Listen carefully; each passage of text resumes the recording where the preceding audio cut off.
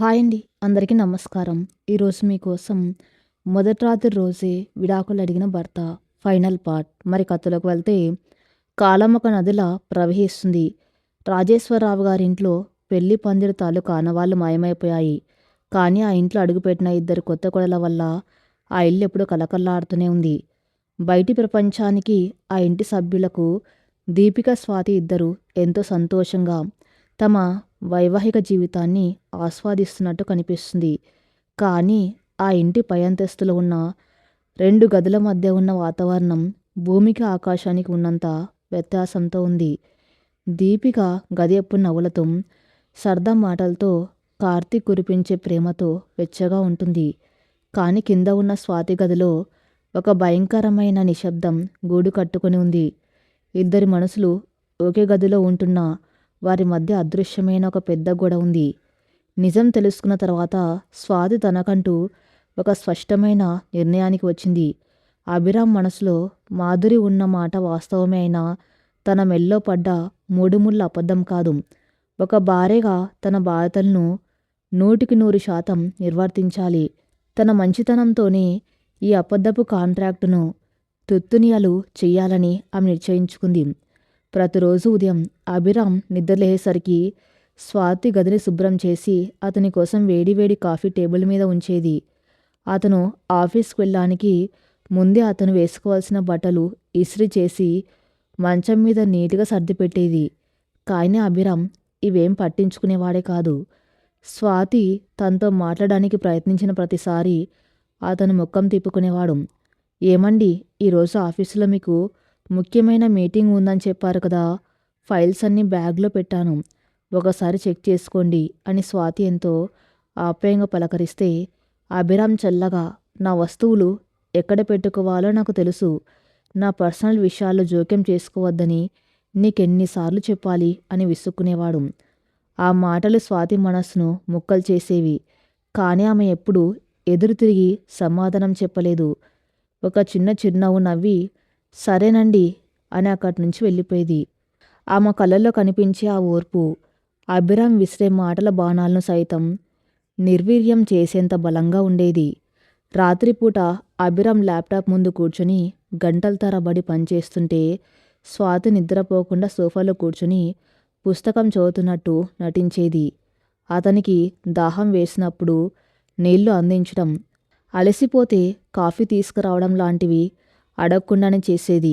అభిరామ్ కొన్నిసార్లు ఆ కాఫీని తాగకుండా పక్కన పెట్టేసి మరుసటి రోజు కూడా అదే చిరునవ్వుతో కాఫీ తీసుకొచ్చే స్వాతి.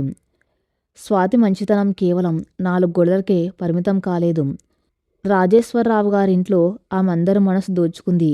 అత్తగారికి వంటలు సాయం చేయటం, మామయ్య గారికి సమయానికి మందులు వేయటం, ఇంట్లో పనివాళ్ళను సైతం ఎంతో అపాయంగా పలకరించటం, ఇవన్నీ చూసి ఆ కుటుంబం మురిసిపోతుంది. ఒకరోజు భోజనాల దగ్గర రాజేశ్వరరావు గారు అభిరామ్ వంక చూసి గర్వంగా అన్నారు, ఒరే అభి, నిజంగా నువ్వు అదృష్టవంతుడురా. కోడలంటే కేవలం ఇంటికి వచ్చే ఒక ఆడపిల్ల కాదు, ఇంటిని తన 2 చేతులతో ఇమిడ్చి పట్టుకునే లక్ష్మీదేవి అని స్వాతిని చూస్తే అర్థమవుతుంది. నిన్ను కంటికి రెప్పలా చూసుకుంటుంది. దాని మనస్సు నొప్పించకుండా చూసుకో. ఆ మాటలకు అభిరామ్కు గొంతులో ముద్ద దిగలేదు. స్వాతి వైపు చూశాడు. ఆమె తలదించుకొని భోజనం వడ్డిస్తుంది. తన్ను తాను ఒక నేరస్తుల్లా భావించాడు. నాన్నగారికి నిజం తెలిస్తే ఈ స్వాతిని ఏ రేంజ్లో నెత్తికెక్కించుకుంటారు. కానీ వీళ్ళెవరికి తెలియని విషయం ఏమిటంటే 1 సంవత్సరం తర్వాత నేను ఆ అమ్మాయిని ఇంట్లోంచి గెంటేయబోతున్నానని అనుకొని మౌనంగా భోజనం ముగించి వెళ్ళిపోయాడు. కానీ స్వాతి సేవలో ఎక్కడ ఎలాంటి కృత్రిమత్వం లేదు. ఆమె చేస్తున్నదంతా ప్రేమను పొందాలన్న ఆశతో కాదు, ఒక బంధానికి ఆమె ఇస్తున్న గౌరవం అది.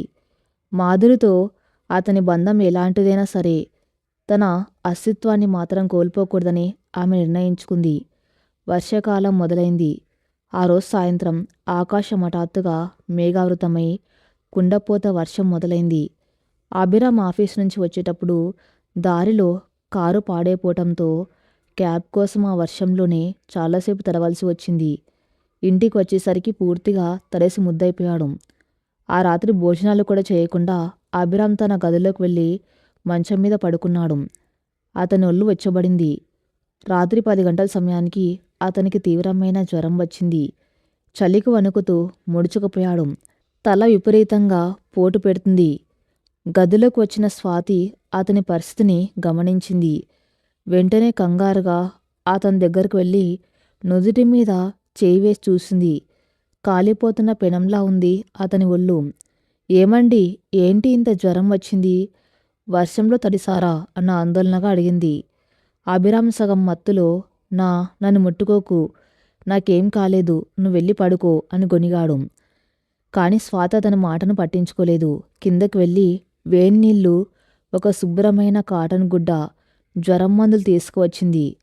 ఇంట్లో వాళ్లకు చెబితే అందరూ కంగారు పడతారని, ముఖ్యంగా మామయ్య గారికి టెన్షన్ ఎందుకని ఎవరికీ చెప్పలేదు. రాత్రంతా అభిరామ్ మంచం పక్కనే కూర్చుంది స్వాతి. ఆ చల్లటి నీళ్లలో గుడ్డను తడిపి అతని నుదుటి మీద పెడుతుంది. అతను చలుతో వణుకుతూ ఉంటే బీరువాలోంచి ఒక దళసరి రగ్గు తీసి కప్పి తన 2 చేతులతో అతని చేతులను వెచ్చగా రుద్దింది. జ్వరపు మత్తులో అభిరామ్ గట్టిగా మూలుగుతున్నాడు. స్వాతి మెల్లగా అతన్ని లేపి వీపు కాస్తరుగా నిలబడి మందు బిళ్ళను మింగించింది. ఆ సమయంలో అభిరామ్ తల స్వాతి భుజంపై వాలింది. అతని వెచ్చటి శ్వాస స్వాతి మెడను తాకుతుంది. ఆమె గుండె ఒక్కసారిగా వేగంగా కొట్టుకుంది. తన భర్తను ఇంత దగ్గరగా చూసుకోవటం, అతని స్పర్శను ఫీల్ అవ్వటం ఇది తొలిసారి. కానీ ఆలోచనలను పక్కన పెట్టి ఒక తల్లిలా అతన్ని ఒళ్ళో పడుకోబెట్టుకుని రాత్రంతా సేవ చేసింది. తెల్లవారు ఒక్క కొనుక్కు కూడా తీయకుండా అతని నుదుటిపై పట్టీలు మారుస్తూనే ఉంది. ఉదయం 5 గంటల సమయానికి జ్వరం నెమ్మదిగా తగ్గటం మొదలైంది. అభిరామ్ కాస్త ప్రశాంతంగా నిద్రలోకి జారుకున్నాడు. అప్పటికే బాగా అలసిపోయిన స్వాతి మంచం పక్కనే నేల మీద కూర్చొని మంచం అంచుకు తల ఆనించుకొని అలాగే నిద్రపోయింది. ఉదయం 7 గంటలు. సూర్యకిరణాలు కిటికీ అద్దాల గుండా అభిరామ్ ముఖం మీద పడ్డాయి. మెల్లగా కళ్ళు తెరిచాడు అభిరామ్. తలనొప్పి కాస్త తగ్గింది. ఒంట్లో నీరసమున్నా రాత్రి ఉన్నంత బాధ లేదు. రాత్రి ఏం జరిగిందో గుర్తు తెచ్చుకోవడానికి ప్రయత్నించాడు. ఎవరో తన తల నిమిరినట్టు, చల్లటి పట్టీలు వేసినట్టు, ఎంతో ఆప్యాయంగా తన్ను హత్తుకున్నట్టు గుర్తొచ్చింది. మాధురి వచ్చిందా అని ఒక క్షణం భ్రమపడ్డాడు. కానీ నెమ్మదిగా తల తిప్పి చూసేసరికి మంచం పక్కన కింద నేలపై కూర్చున్న భంగిమలోని నిద్రపోతున్న స్వాతి కనిపించింది. ఆమె పక్కన ప్లాస్టిక్ బేసిన్లో నీళ్లు ఉన్నాయి. మందుల ప్యాకెట్ ఉంది. ఆమె చేతులు ఇంకా మంచం అంచునే పట్టుకుని ఉన్నాయి. ఆమె ముఖం నిద్రలేమితో పాలిపోయి ఉంది. ఆ దృశ్యం చూసి అభిరామ్ గుండెలో ఏదో తెలియని అలజడి మొదలైంది. మెల్లగా లేచి కూర్చున్నాడు. స్వాతి వైపు రెప్ప ఆల్చకుండా చూస్తూ ఉండిపోయాడు. అతని మనసులో ఎన్నో ప్రశ్నలు సుడిగుండాలా తిరుగుతున్నాయి. నేను ఈ అమ్మాయికి ఏమిచ్చాను? పెళ్ళైన మొదటి రోజే 1 సంవత్సరం తర్వాత విడాకులు ఇస్తానని ముఖం మీద చెప్పాను. నా గదిలో కూడా ఉండొద్దని అసహించుకున్నాను. నా కళ్ళలోకి చూడ్డానికి కూడా ఆమెకు భయం కలిగేలా ప్రవర్తించాను. నేను ఆమె స్థానంలో ఉంటే ఈ పాటికి ఈ ఇంటి నుంచి వెళ్ళిపోయేవాణ్ణి. కానీ ఈమె ఏమాత్రం కోపం లేకుండా, అహంకారం లేకుండా నా ప్రాణాలను కాపాడడానికి రాత్రంతా నిద్రపోకుండా నా పక్కనే కూర్చుని సేవ చేసింది. అభిరామ్ కళ్ళల్లో ఒక చిన్న తడి మెరిసింది. తనెంత స్వార్థపరుడో అతనికి మొదటిసారి అర్థమవుతుంది. మాధురి మీదున్న ప్రేమతో కళ్ళు మూసుకుపోయి తన కళ్ళెదురుగా ఉన్న ఒక దేవతను తాను రాచిరంపాన పెడుతున్నానని అతనికి అనిపించింది. నువ్వెందుకింత మంచిదానివి స్వాతి? నన్నెందుకు ద్వేషించటం లేదు? నువ్వు నన్ను తిడితే, అసహించుకుంటే నా తప్పు నేను సమర్థించుకునేవాణ్ణి. కాను చూపిస్తున్న ఈ ప్రేమ, నీ ఓర్పు నన్ను ప్రతిక్షణం ఒక దోషిలా నిలబెడుతున్నాయి. నీ మంచితనం ముందు నా అహంకారం, నా ప్రణాళికలు చాలా చిన్నవిగా అనిపిస్తున్నాయి అని మనసులోనే అనుకున్నాడు. సరిగ్గా అప్పుడే స్వాతి ఉలిక్కిపల్లేచింది. తన ఎదురుగా కూర్చుని తన్నే చూస్తున్న అభిరామ్ను చూసి ఒక్కసారిగా కంగారు పడింది. ఏమండి, లేచారా? జ్వరం ఎలా ఉంది ఇప్పుడు? ఏమైనా తీసుకువస్తాను ఆగండి అంటూ గబగబా లేవడానికి ప్రయత్నించింది. కాని రాత్రంతా అలానే కూర్చొని ఉండడం వల్ల కాళ్ళు తిమ్మిరిపడి తూలి కింద పడబోయింది. వెంటనే అభిరామ్ వేగంగా స్పందించి తన 2 చేతులతో ఆమెను పట్టుకున్నాడు. స్వాతి అతని చేతుల్లో బంద్ అయింది. వారిద్దరి కళ్ళు ఒకటయ్యాయి. ఆ క్షణం గదిలో కాలం ఆగిపోయినట్టు అనిపించింది. అభిరామ్ కళ్ళల్లో ఇప్పుడు పాత కోపం లేదు, చిరాకు లేదు.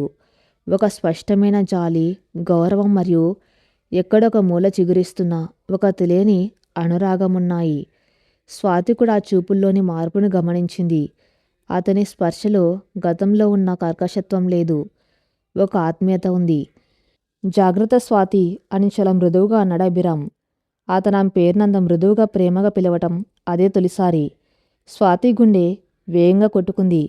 వెంటనే సర్దుకొని వెనక్కి జరిగి నేను నేను వెళ్ళి పాలు తీసుకొస్తాను అని తలదించుకుని గదిలోంచి బయటకు పరుగు తీసింది.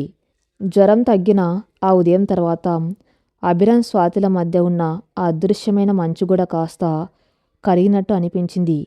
అభిరామ్ ప్రవర్తనలో మునుపటి కఠినత్వం లేదు.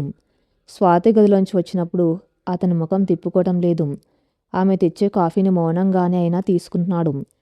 అతనికి తెలియకుండానే అతని చూపులు స్వాతిని వెతుకుతున్నాయి. రాత్రంతా నిద్రపోకుండా తన ప్రాణాలను కాపాడిన ఆమె నిస్వార్థమైన ప్రేమ అతని అహంకారాన్ని, మాధురిపై ఉన్న గుడ్డి వ్యామోహాన్ని కాస్త సల్లించింది. కానీ స్వాతి మాత్రం తన పరిమితుల్లోనే ఉంది. ఆమెకు తెలుసు ఇది కేవలం జాలి లేదా కృతజ్ఞత మాత్రమేనని. అతని హృదయంలో ఉన్న మాధురి అనే స్థానం చెక్కచెదరలేదని. అందుకే ఆమె తన ఆశలను అదుపులో ఉంచుకుంటూ తన బాధ్యతల్ని మాత్రమే నిర్వర్తిస్తూ వస్తుంది. ఇలా ఈ రెండు పడవల ప్రయాణం నిశ్శబ్దంగా సాగుతున్న సమయంలో విధి వాళ్ళ జీవితాలతో ఆడుకోవడానికి ఒక ఊహించని తుఫాన్ను వాళ్ళ ముందుకు తీసుకురాబోతుంది. రాజేశ్వరరావు గారి గ్రూప్ ఆఫ్ ఆఫీసు ఆ ఊర్లోని అతిపెద్ద సంస్థ. ఇటీవలే బెంగళూరుకు చెందిన ఒక మల్టీనేషనల్ కంపెనీతో ఒక భారీ ప్రాజెక్టును దక్కించుకున్నారు. ఆ ప్రాజెక్టు వల్ల కంపెనీ లాభాలు రెట్టింపు అవుతాయని కార్తీక్, అభిరామ్ ఎంతో కష్టపడి ఆ డీల్ కుదుర్చుకున్నారు. ఆ ప్రాజెక్టును గ్రౌండ్ లెవెల్లో అమలు చేయడానికి బెంగళూరు కంపెనీ వాళ్ళు తమ అత్యుత్తమ ఉద్యోగాలతో కూడిన ఒక బృందాన్ని ఇక్కడికి బదిలీపై పంపిస్తున్నారు. ఆ బృందానికి నాయకత్వం వహించి ప్రాజెక్ట్ హెడ్ ఆ రోజు ఆఫీసులో జాయిన్ అవ్వాల్సి ఉంది. ఉదయం 10 గంటలు. ఆఫీస్ అంతా హడావిడిగా ఉంది. కార్తీక్ వేరే మీటింగ్లో ఉండడం వల్ల బెంగళూరు నుంచి వస్తున్న కొత్త ప్రాజెక్ట్ హెడ్ను రిసీవ్ చేసుకొని ప్రాజెక్ట్ వివరాలు వివరించే బాధ్యతను అభిరామ్ తీసుకున్నాడు. తన క్యాబిన్లో కూర్చుని ఫైల్స్ అన్నీ సిద్ధం చేసుకున్నాడు అభిరామ్. అతని మనసు ఎందుకో ఆ రోజు ఉదయం నుంచి కాస్త ఆందోళనగా, ఏదో జరగబోతుందన్న ముందస్తు సూచన ఇస్తూ ఉన్నట్టుగా అస్థిరంగా ఉంది. బెంగళూరు టీం వచ్చేశారు, మీటింగ్ హాల్లో వెయిట్ చేస్తున్నారు అంటే ఏపీ వచ్చి చెప్పగానే అభిరామ్ తన కోట్ బటన్ సరిచేసుకుని చేతిలో ఫైల్ పట్టుకుని మీటింగ్ హాల్ వైపు అడుగులు వేశాడు.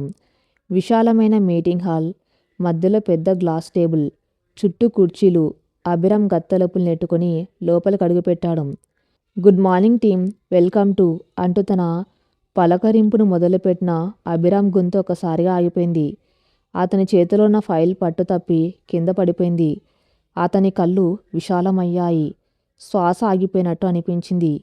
టేబుల్ అవతల వైపు నిలబడి ఉన్న ఆ ప్రాజెక్ట్ హెడ్ను చూడగానే అతని గుండె ముక్కలే రక్తం ఓడుతున్నట్టు అనిపించింది. అక్కడ నిలబడి ఉన్నది మరెవరో కాదు, తను ప్రాణంగా ప్రేమించిన తన తండ్రి కోసం వదిలేసిన తన ప్రాణ స్నేహితురాలు, తన గుండె చప్పుడు మాధురి. లేత నీలం రంగు ఫార్మల్ చుడిదార్లో, మెడలో ఐడి కార్డుతో ఉన్న మాధురి పరిస్థితి కూడా అభిరామ్ కంటే భిన్నంగా ఉంది. ఈ కంపెనీ రాజేశ్వరరావు గారిదని ఆమెకు తెలుసు. కానీ ఈ ప్రాజెక్టును డీల్ చేసేది అభిరామ్ అని ఆమెకు తెలియదు. తన కంపెనీ బలవంతంగా ఈ ప్రాజెక్టు బాధ్యతలు అప్పగించి బదిలీ చేయడంతో ఉద్యోగం వదులుకోలేక ఇక్కడికి వచ్చింది. అభిరామ్ను చూడగానే ఆమె కళ్ళల్లో కూడా భయం, ఆశ్చర్యం, ఎక్కడో దాచుకున్న అంతులేని ప్రేమ ఒక్కసారిగా కట్టలు తెంచుకుని బయటకు వచ్చాయి. హాల్లో ఉన్న మిగతా ముగ్గురు ఉద్యోగులకు ఏమీ అర్థం కాలేదు. తమ కొత్త బాస్, క్లయింట్ ఇద్దరు అలా విగ్రహాల్లా ఒకరినొకరు చూస్తూ నిలబడిపోవటం వారికి వింతగా అనిపించింది. అభిరామ్ కళ్ళు చెమ్మగిల్లాయి. మాధురి అని అతని పెదవులు శబ్దం లేకుండా కదిలాయి. అతను ఆమె దగ్గరకు వెళ్ళాలనుకున్నాడు. ఆమెను 2 చేతులతో హత్తుకొని ఇన్ని రోజులు తను అనుభవించిన నరకాన్ని, తనలో దాచుకున్న ఏడుపును ఆమె భుజంపై వాలి చెప్పేయాలనుకున్నాడు. కాని మాధురి వెంటనే తేరుకుంది. తన కళ్ళల్లో సుళ్ళు తిరుగుతున్న నీళ్లను అదుపు చేసుకుంది. తన వృత్తిపరమైన బాధ్యతను గుర్తు చేసుకుంది. ఇక్కడ తను ఒక ఉద్యోగిని, అతను ఒక క్లయింట్. అంతేకాదు, అతనిప్పుడు వేరొకరికి భర్త అన్న చేదు నిజం ఆమె మనసును కోసేసింది. Good morning sir, I am Madhuri, the new project head అంటూ వణుకుతున్న గొంతుతో ఒక నకిలీ ప్రొఫెషనల్ స్మైల్ ఇస్తూ చేయి ముందుకు చాపింది. ఆమె మాటల్లోని ఆ దూరం అభిరామ్ను ఒక కొరడాతో కొట్టినట్టు అనిపించింది. తన మాధురి తన్ను సారని పిలవటం అతని చెవుల్లో సీసం కరిగించి పోసినట్లయింది. వణుకుతున్న చేతులతో ఆమె చేతిని అందుకున్నాడు. ఆ స్పర్శ ఇద్దరిలో కరెంటు షాక్ లాంటి ప్రకంపనలు సృష్టించింది. ఇద్దరు వెంటనే చేతులు వెనక్కి తీసుకున్నారు. ప్లీజ్ కూర్చోండి అని అతి కష్టం మీద చెప్పి తను కూడా కూర్చున్నాడు అభిరామ్. మీటింగ్ మొదలైంది కానీ అభిరామ్ బుర్రలో ఒక్క మాట కూడా ఎక్కడం లేదు. మాధురి ప్రాజెక్ట్ వివరాలు స్క్రీన్ మీద చూస్తూ వివరిస్తుంది. ఆమె గొంతు వింటుంటే అభిరామ్కు గల జ్ఞాపకాలు ముంచెత్తున్నాయి. వర్షంలో ఇద్దరు కలిసి తాగిన కాఫీ, ఆమె నవ్వు, తన తండ్రి ఆసుపత్రిలో ఉన్నప్పుడు ఆమె చెప్పిన ఓదార్పు మాటలు అన్ని కళ్ళ ముందు సినిమా రీల్లా తిరుగుతున్నాయి. మాధురి కూడా పదే పదే తడబడుతుంది. తను ఎంత ప్రొఫెషనల్గా ఉండాలనుకున్నా తన కళ్ళ ముందు తన ప్రాణానికి ప్రాణమైన వాడు, ఎప్పటికీ తన వాడు కాలేడని తెలిసినవాడు కూర్చుని ఉంటే ఏ ఆడపిల్ల మనస్సు మాత్రం స్థిరంగా ఉంటుంది? మరోవైపు ఇంట్లో కార్తీక్, అభిరామ్ ఆఫీస్కి వెళ్ళిన కాసేపటికి సుభద్రమ్మ గారు స్వాతి దగ్గరకు వచ్చారు. అమ్మాయి స్వాతి, చిన్నోడు ఉదయం అల్పాహారం కూడా సరిగ్గా తినలేదు. ఇంకా వాడికి జ్వరం నీరసం తగ్గలేదు కదా, వేళకు మందులు కూడా వేసుకోలేదు. నువ్వు కాస్త ఈ టిఫిన్ బాక్సు మందులు తీసుకొని ఆఫీస్కి వెళ్ళి ఇచ్చి వస్తావా? డ్రైవర్ని అడుగుదామంటే వాడు కారు తీసుకుని మామయ్య గారితో బయటికి వెళ్ళాడు అని అడిగాడు. స్వాతికి నిజానికి ఆఫీస్కి వెళ్ళటం ఇష్టం లేదు. అక్కడ తను అందరి ముందు ఏమైనా అంటాడేమోనన్న భయం ఆమెను ఆపింది. కానీ తన మనసులో ఎక్కడో అభిరామ్ ఆరోగ్యం పట్ల ఉన్న ఆందోళన ఆమెను ఒప్పించింది. సరే అత్తయ్య, నేను వెళ్ళి ఇచ్చి వస్తాను అని క్యాబ్ బుక్ చేసుకొని బయలుదేరింది స్వాతి. క్యాబ్లో ప్రయాణిస్తున్నంతసేపు స్వాతి మనసులో అభిరామ్ ఆలోచనలే. రాత్రి జ్వరం వచ్చినప్పుడు అతని అచేతన స్థితి, ఉదయం లేచాక అతను తన చేతులు పట్టుకున్నప్పుడు అతని కళ్ళల్లో కనిపించిన మార్పు ఆమెను ఒక సందిగ్ధంలో పడేశాయి. బహుశా అతనిలో మార్పు వస్తుందేమో, మాధురిని మర్చిపోయి నన్ను భార్యగా అంగీకరిస్తాడేమో అన్నొక చిన్న ఆశ ఆమె గుండెల్లో మొలకెత్తింది. కానీ ఆ ఆశల పునాది ఎంత బలహీనమైందో ఆమె ఆఫీసులో అడుగుపెట్టే క్షణానికి ఆమెకు తెలియదు. ఆఫీసులో అడుగుపెట్టిన స్వాతి ఆమె రాకను చూసిన స్టాఫ్ అందరూ గౌరవంగా నిలబడి గుడ్ మార్నింగ్ చెప్పారు. ఓనర్ గారి కోడలు రావటంతో అందరూ ఎంతో మర్యాదగా ప్రవర్తించారు. అభిరామ్ గారు ఎక్కడున్నారు అని రిసెప్షనిస్ట్ని అడిగింది స్వాతి. మేడం, సార్ మీటింగ్ హాల్లో ఉన్నారు. బెంగళూరు నుంచి కొత్త ప్రాజెక్ట్ హెడ్ వచ్చారు. వాళ్లతో డిస్కషన్లో ఉన్నారు. మీరు సార్ క్యాబిన్లో వెయిట్ చేస్తారా అని అడిగింది. పర్లేదు, నీ మీటింగ్ హాల్ దగ్గరికి వెళ్తాను. అర్జెంటుగా మందులు వేసుకోవాలాయన అంటూ మీటింగ్ హాల్ వైపు నడిచింది స్వాతి. మీటింగ్ హాల్ అద్దాలతో నిర్మించబడి ఉంది. లోపల ఏం జరుగుతుందో బయట నుంచి స్పష్టంగా కనిపిస్తుంది. కానీ మాటలు వినపడవు. స్వాతి నెమ్మదిగా నడుచుకుంటూ గ్లాస్ డోర్ దగ్గరకు వచ్చింది. డోర్ తెరవబోయే ముందు ఒక క్షణం లోపలికి చూసింది.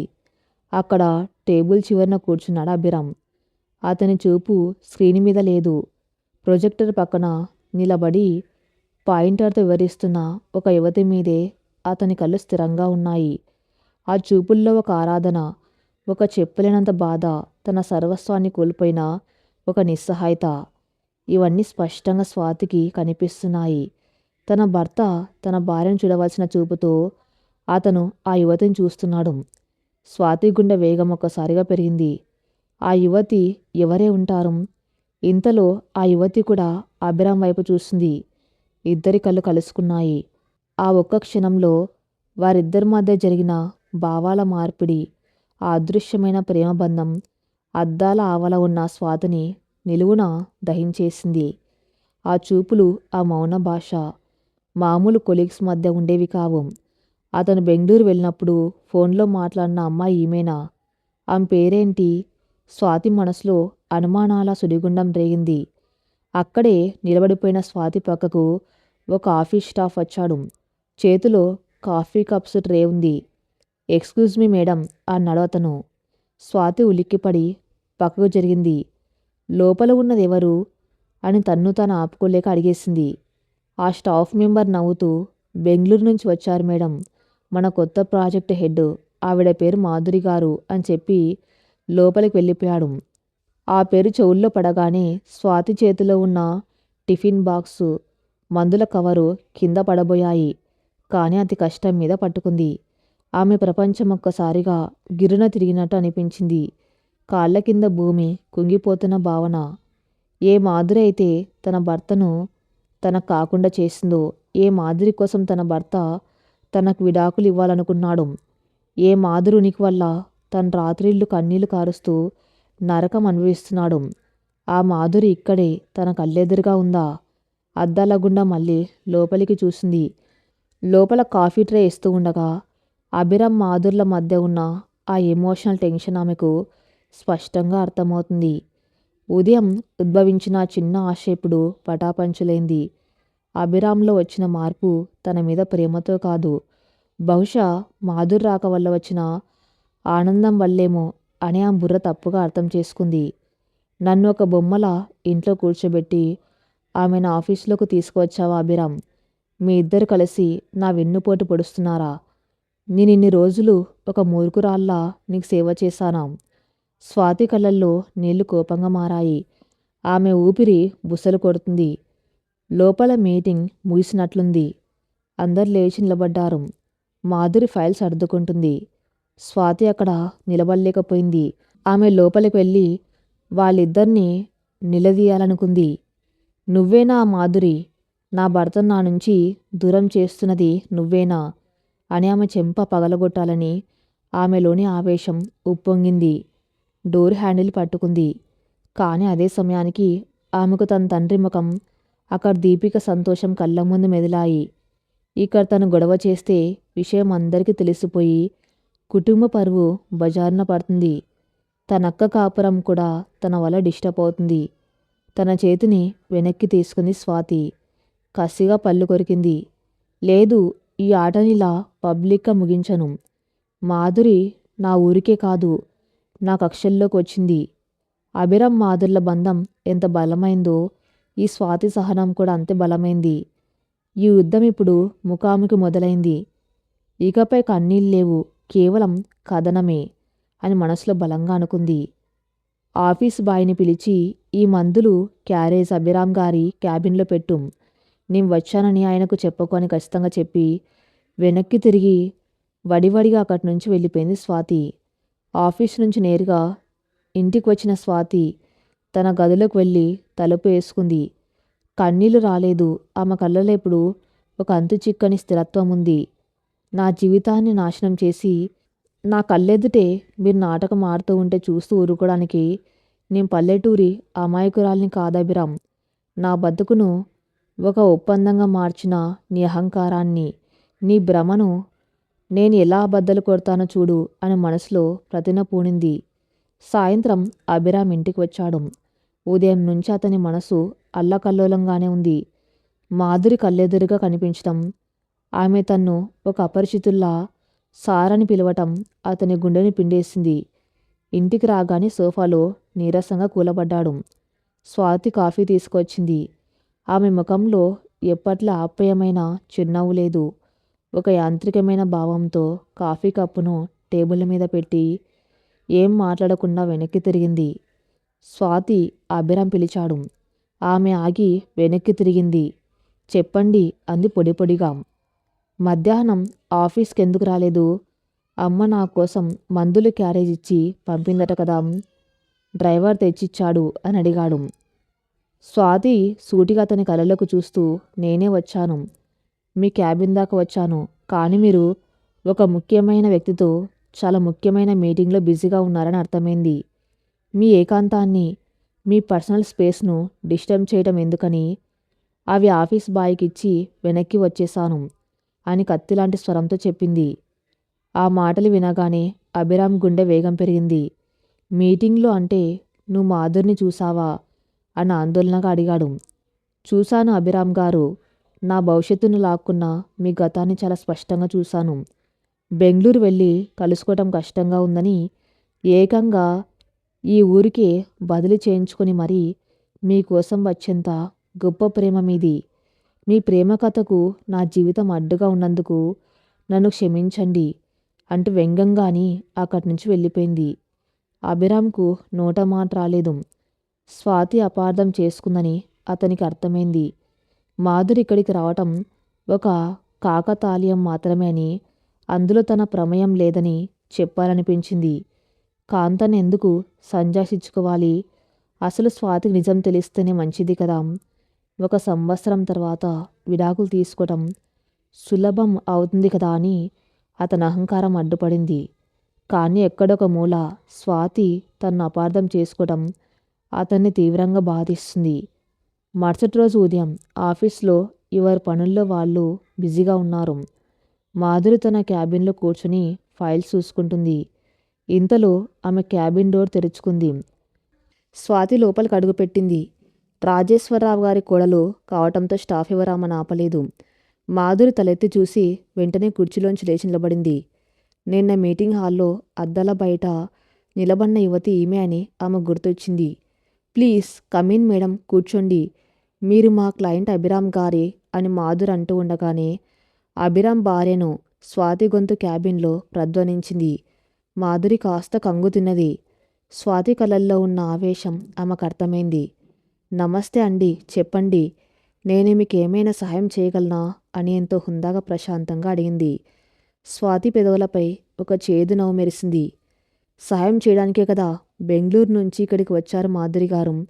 ఒక అమ్మాయికి పెళ్ళైన మొదటి రోజే ఆమె జీవితాన్ని కాంట్రాక్ట్గా మార్చి ఇంకో 11 నెలల్లో ఆమెకు విడాకులు ఇప్పించి మీరు అభిరామ్ని పెళ్లి చేసుకునే గొప్ప ప్లాన్ చేశారు.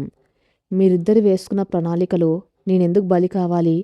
ఒకరి కాపురం కూల్చి మీరు కట్టుకోబోయే ప్యాలెస్ ఎంతకాలం నిలబడుతుంది అని సూటిగా దాడి చేసింది. ఆ మాటలు విన్న మాధురి షాక్తో శిలలా నిలబడిపోయింది. విడాకుల కాంట్రాక్టా? మీరేం మాట్లాడుతున్నారు స్వాతి గారు? నాకేం అర్థం కావటం లేదు. నాకెలాంటి ప్లాన్స్ లేవు అని ఆశ్చర్యంగా అంది. సరిగ్గా అదే సమయంలో తన క్యాబిన్లో ఉన్న అభిరామ్కు పిఏ ద్వారా విషయం తెలిసింది. మీ మిస్సెస్ మాధురి గారి క్యాబిన్లో కోపంగా వెళ్లారు అనగానే అభిరామ్ గుండె ఆయనంత పనింది. గబగబా పరుగున మాధురి క్యాబిన్ వైపు వచ్చాడు. అతను తలుపు తీసుకుని లోపలికి వచ్చేసరికి స్వాతి మాధుర్ని నిలదీస్తుంది. అభిరామ్ గారు రండి, మీ గుట్టు రట్టవుతుందని కంగారు పడుతూ వచ్చినట్టున్నారు. ఇప్పుడు చెప్పండి, మీరు నా కళ్ళెదురుగా ఆడిన నాటకాల వెనుక ఈమె హస్తం ఉందా లేదా అని ఆవేశంగా అడిగింది. అభిరామ్ తలదించుకున్నాడు. స్వాతి ప్లీజ్, ఆఫీస్లో గొడవద్దు. మాధురికి ఏమీ తెలియదు. ఇదంతా నా ప్లాన్. మాధురి కావాలని ఇక్కడికి రాలేదు అని బతిమలాడుతూ ఉన్నట్టు అన్నాడు. మాధురి తన్ను తాను స్థిమితపరుచుకుంది. అభిరామ్ వైపు కోపంగా చూసింది. అభిరామ్, ఏంటిదంతా? తను పెళ్లి చేసుకున్న మొదటి రోజే విడాకులు ఇస్తానని కాంట్రాక్ట్ పెట్టారా? నేను మీకోసం ఎదురు చూస్తానని మీరు నా భార్యకు చెప్పారా అని కఠినంగా అడిగింది మాధురి. మాధురి కళ్ళల్లోని తీక్షణత చూసి అభిరామ్ భయపడ్డాడు. మాధురి, నేను నిన్ను మర్చిపోలేకపోతున్నాను.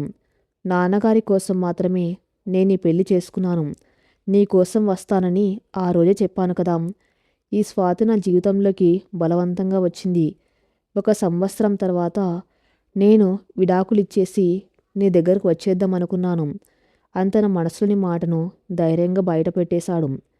ఆ మాట వినగానే మాధురి చెయ్యి గాల్లోకి లేచి అభిరామ్ చెంపపై బలంగా పడింది. ఫట్మన్న శబ్దానికి క్యాబిన్ దద్దరిల్లింది. స్వాతి ఆశ్చర్యంతో నోరు మూసుకుంది. మాధురి కళ్ళల్లో అగ్నిపర్వతం బద్దలైనట్లుంది. How dare you Abhiram! నువ్వొక తండ్రికి మంచి కొడుకు అనుకున్నాను. నా మీద ఉన్న ప్రేమతో నా జీవితాన్ని త్యాగం చేశావనుకున్నాను. కాను నువ్వు ఇంతటి స్వార్థపరుడివి అని నేను ఊహించలేదు. అని మండిపడింది మాధురి. మాధురి అని అభిరామ్ ఏడుస్తూ పిలిచాడు. నోర్మి, మాధురి గర్జించింది. నువ్వు ఆసుపత్రి దగ్గర నన్ను విడిచిపెట్టిన రోజే మన బంధం ముగిసిపోయింది అభిరామ్. నేను నీకెప్పుడూ ఆశ కల్పించలేదు. నువ్వు పెళ్లి చేసుకున్నాక కూడా నీకోసం ఎదురు చూడ్డానికి నేనేమి క్యారెక్టర్ లేని దాన్ని కాదు. నా ప్రేమ ఎంత స్వచ్ఛమైందో నా ఆత్మాభిమానం కూడా అంతే స్వచ్ఛమైంది. ఆమె స్వాతి వైపు తిరిగి చేతులు జోడించింది. స్వాతిగారు, నన్ను నమ్మండి. నాకు ఈయన పెట్టిన ఈ పనికిమాలిన కాంట్రాక్ట్కి ఎలాంటి సంబంధం లేదు. ఇక్కడికి రావడానికి నా ఆఫీస్ ఆర్డర్. ఈ ప్రాజెక్టు డీల్ చేసింది ఈయనేనన్న విషయం నాకు నిన్న ఆయన మీటింగ్ హాల్లోకి వచ్చే వరకు తెలియదు. ఆయన తన భ్రమలో తను బతుకుతున్నాడు. నా వల్ల మీకు జరిగిన అవమానానికి, మీరు పడ్డ క్షోభకు నేను క్షమాపణలు చెబుతున్నాను. తర్వాత మళ్ళీ అభిరామ్ వైపు తిరిగింది. నీ ప్రేమ ఒక భ్రమ అభిరామ్. తండ్రి ఆరోగ్యం కోసం మెడలో తాళి కట్టడం గొప్ప త్యాగం కాదు. కానీ కట్టిన తాళికి న్యాయం చేయకుండా ఒక అమ్మాయి జీవితాన్ని నీ నాటకాలకు బలి చేయడం మాత్రం పెద్ద నేరం. నీ పిచ్చి ఆశలకు నన్ను ఒక కారణంగా చూపించకు. ఒక శుభవార్త చెబుతున్నాను విను. వచ్చే నెలలో నాకు పెళ్లి జరగబోతుంది. మా ఆఫీస్లోనే నా కొలీగ్ నన్ను పెళ్లి చేసుకోవడానికి ఇష్టపడుతున్నాడు. నేను ఒప్పుకున్నాను. నా గతం ఇక్కడితో ముగిసింది. నీ వర్తమానం, భవిష్యత్తు అన్నీ అక్కడ నీ కళ్ళెదురుగా కన్నీళ్లతో నిలబడి ఉన్న నీ భార్యే. మనిషివి కాకపోతే నా కోసం ఎదురుచూడు అని కరాఖండిగా చెప్పింది మాధురి. అభిరామ్ భూకంపం వచ్చినట్టుగా కుప్పగొలిపాడు. తన ఆశలు, తన భ్రమలు, తను కట్టుకున్న గాలిమేడలు అన్నీ ఒక్క క్షణంలో కుప్పగొలిపోయాయి. తాను ఎంత పెద్ద మూర్ఖుడో, ఎంత పెద్ద తప్పు చేశాడో అతనికి మొదటిసారి అర్థమైంది. తన గుడ్డి ప్రేమ కోసం, తన కోసం ప్రాణాలు సైతం లెక్కచేయని భార్యను తను ఎంతలా హింసించాడో తలుచుకున్న తన గుండె పగిలిపోయింది. మాధురి మాటలకు స్వాతి మనసులో ఉన్న భారమంతా దిగిపోయింది. మాధురి పట్ల ఆమెలో ఉన్న ద్వేషం అదృశ్యమై అంతులేని గౌరవం పెరిగింది. ఒక ఆడపిల్ల ఆత్మాభిమానం ఎలా ఉండాలో మాధురి చూపించింది. Good bye Abhiram, wish you A happy married life అని మాధురి తన బ్యాగ్ తీసుకొని అక్కడి నుంచి హుందాగా నడుచుకుంటూ వెళ్ళిపోయింది. క్యాబిన్లో ఇప్పుడు అభిరామ్, స్వాతి మాత్రమే ఉన్నారు. అభిరామ్ మోకాళ్ళపై కూర్చుని 2 చేతులతో ముఖం కప్పుకొని చిన్నపిల్లాల్లా వెక్కి వెక్కి ఏడుస్తున్నాడు. స్వాతి అతన్ని అలాగే చూస్తూ నిలబడింది. ఆమె కళ్ళలో ఇప్పుడు కోపం లేదు. కానీ అతను చేసిన గాయం తాలూకు నొప్పి ఇంకా ఆమె గుండెల్లో ఉంది. ఆమె మెల్లగా వెనక్కి తిరిగి క్యాబిన్ డోర్ తీసుకుని బయటకు వెళ్ళబోయింది. స్వాతి, నన్ను వదిలి వెళ్ళొద్దు అంటూ అభిరామ్ పరుగున వచ్చి ఆమె కాళ్ళ మీద పడిపోయాడు. స్వాతి ఉలిక్కిపడి వెనక్కి తగ్గింది. నన్ను క్షమించు స్వాతి, నేను ఒక మూర్ఖుణ్ణి. కళ్ళుండి కూడా నా పక్కనే ఉన్న దేవతను గుర్తించలేని గుడ్డివాణ్ణి. నా గతం నన్ను ఒక ఉన్మాదిలా మార్చేసింది. మాధురి అన్నట్టుగా నేను నా స్వార్థం కోసం నీ జీవితంతో ఆడుకున్నాను. నువ్వు నాపై చూపించిన ప్రేమను, రాత్రంతా పడుకోకుండా చేసిన సేవను కూడా నా అహంకారంతో పక్కన పెట్టాను. నాకు బతకడానికి అర్హత లేదు స్వాతి అంటూ తన తలను ఆమె కాళ్ళకు పెట్టి బోర్న విలిపించాడు. స్వాతి కళల్లో కూడా నీళ్లు తిరిగాయి. అతని కన్నీళ్లలో నిజమైన పశ్చాత్తాపం ఉందని ఆమె మనసుకు తెలుస్తుంది. మెల్లగా వంగి అతన్ని భుజాలు పట్టుకుని పైకి లేపింది స్వాతి. ఏమండి, ఏడవకండి. మీ బాధ నాకు అర్థమైంది. కానీ ఒక విషయం అడుగుతున్నా, నిజం చెప్పండి. ఇప్పుడు మీరు నా కాళ్ళు పట్టుకుని క్షమాపణ అడుగుతుంది మాధురికి పెళ్ళి అవుతుందని. మీకు ఇక వేరే దారి లేదనా? లేక నిజంగానే నా మీద ప్రేమ పుట్టిందా అని సూటిగా ప్రశ్నించింది. అభిరామ్ కళ్ళు తుడుచుకొని ఆమె కళ్ళలోకి చూశాడు. లేదని ఎలా అబద్ధం చెప్పగలను స్వాతి? నా మనసులో మాధురి స్థానాన్ని నేను తీసేయలేకపోయాను. కానీ ఆ రాత్రి జ్వరంతో నేను పడి ఉన్నప్పుడు నువ్వు నా పక్కన నిద్రపోతున్న దృశ్యం చూసిన ఆ మరుక్షణం నుంచే నా మనసులో మార్పు మొదలైంది. నీ మంచితనం నా లోపల అహంకారాన్ని దహించడం మొదలుపెట్టింది. నీ మీద నాకు తెలియని ఒక ఆరాధన, ప్రేమ చిగురిస్తున్నాయి. కానీ నా అహంకారం, మాధురిపై ఉన్న పాత వ్యామోహం దాన్ని అంకరించకుండా అడ్డుపడ్డాయి. ఇవాళ మాధురి మాటలతో అహంకార పొరలు కూడా కాలిపోయాయి. ఇప్పుడు నా మనస్సు, నా ప్రాణం, నా సర్వస్వం నువ్వే స్వాతి. నన్ను ఒక అవకాశవాదిలా అనుకున్నా పర్లేదు. కానీ నేను బతికి ఉన్నంత వరకు నిన్ను నా గుండెల్లో పెట్టుకొని చూసుకుంటాను. నన్ను క్షమించి ఒక్క అవకాశం ఇవ్వు స్వాతి అని 2 చేతులు జోడించి వేడుకున్నాడు. తన భర్తలోని నిజాయితీని, అతని కన్నీళ్లలో కడిగివేయబడిన పాత జ్ఞాపకాలను చూసిన స్వాతి మనసు కరిగింది. ఒక తప్పు తెలుసుకొని పశ్చాత్తాపడుతున్న మనిషిని క్షమించడమే నిజమైన ప్రేమ అని ఆమె నమ్మింది. ఆమె కళ్ళ నుంచి జాలువారిన కన్నీటిని అభిరామ్ తన చేతులతో తుడిచాడు. స్వాతి మెల్లగా నవ్వి, మన కాంట్రాక్ట్ 1 సంవత్సరం కదా, ఇంకా 10 నెలలుంది. ఆ 10 నెలల్లో మీరు నిజంగా నా ప్రేమను గెలుచుకుంటే అప్పుడు నేను మీకు నా జీవితాన్ని ఇస్తాను అని చిన్నగా ఆట పట్టించింది. అభిరామ్ ఆమెను అమాంతం తన గుండెలకు హత్తుకున్నాడు. 10 నెలలు కాదు స్వాతి, 10 జన్మలైనా నీ బానిసలా ఉండి నీ ప్రేమను గెలుచుకుంటాను. ఇకపై మనది ఒప్పంద వివాహం కాదు, 7 జన్మల అనుబంధం అంటూ ఆమె నుదుటిపై ఆప్యాయంగా ముద్దరాడు. ఆ క్షణం ఇన్ని రోజుల ఆ గదిలో వారి మనసుల్లో ఉన్న చీకటి పూర్తిగా పటాపంచలైపోయింది. కాలం తన గాయాలను మాన్పే మందుగా మారింది. కొన్నేళ్లు గడిచాయి. రాజేశ్వరరావు గారి బంగ్లాలో ఇప్పుడు ఎక్కడ చూసినా ఆనందం వెల్లివిరుస్తుంది. దీపిక కార్తీక్ల జంట ఎప్పట్లాగే ఒకరిపై ఒకరు ప్రేమ కురిపించుకుంటూ సంతోషంగా ఉన్నారు. దీపిక గర్భవతి అని తెలిసి ఆ ఇల్లు మరింత కోలాహలంగా మారింది. కానీ ఇప్పుడు ఆ ఇంట్లో అందరి దృష్టి స్వాతి అభిరామ్లపైనే ఉంటుంది. ఒకప్పుడు తన భార్య ముఖం చూడ్డానికి కూడా ఇష్టపడిన అభిరామ్ ఇప్పుడు స్వాతిని కళ్ళల్లో పెట్టుకొని చూసుకున్నాడు. ఆఫీస్కి వెళ్లే ముందు ఆమె చేతి కాఫీ తాగందే బయటకు వెళ్ళడు. ఆమె అలిగితే చిన్నపిల్లల్లా బతిమలాడుకుంటాడు. వాళ్ళిద్దరి గది నుంచి ఇప్పుడు కన్నీటి చప్పుడు కాక సంతోషపు నవ్వులు వినిపిస్తున్నాయి. సరిగ్గా అదే గదిలో రాత్రి వెన్నెల కిటికీ గుండా లోపలికి వస్తుంది. పూల పాన్ మీద కూర్చున్న స్వాతి పక్కన అభిరామ్ కూర్చున్నాడు. ఆమె చేతులను తన చేతుల్లోకి తీసుకుని ప్రేమగా నిమురుతున్నాడు. థ్యాంక్ యూ స్వాతి, ఆ రోజు నువ్వు నీ మంచితనంతో నన్ను క్షమించకపోతే ఈరోజు నేను ఇంత సంతోషంగా ఉండేవాణ్ణి కాదు అని ఆమె కళ్ళల్లోకి చూస్తూ అన్నాడు. స్వాతి అతని భుజంపై వాలి, చీకటి ఎంతుందో తెలిస్తేనే వెలుతురు విలువ ఏంటో అర్థమవుతుందంటారు. మన జీవితంలో కూడా అంతే.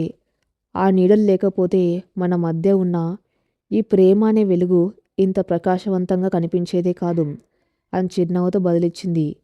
విధి ఒక ఒప్పందంగా మొదలుపెట్టిన వారి బంధం ప్రేమ, క్షమాగుణం, అర్థం చేసుకోవటం అనే పునాదుల మీద ఒక శాశ్వతమైన అందమైన భవనంగా నిలబడింది. చీకటి తెరలను చీల్చుకుని వారి జీవితం ఇప్పుడు సంపూర్ణమైన వెలుగులోకి అడుగుపెట్టింది. ఈ కథ ఇంతటితో సమాప్తం. మరిన్ని మంచి స్టోరీస్ కోసం నా ఛానల్ని ఫాలో అవుతూ రండి. Thank you for listening.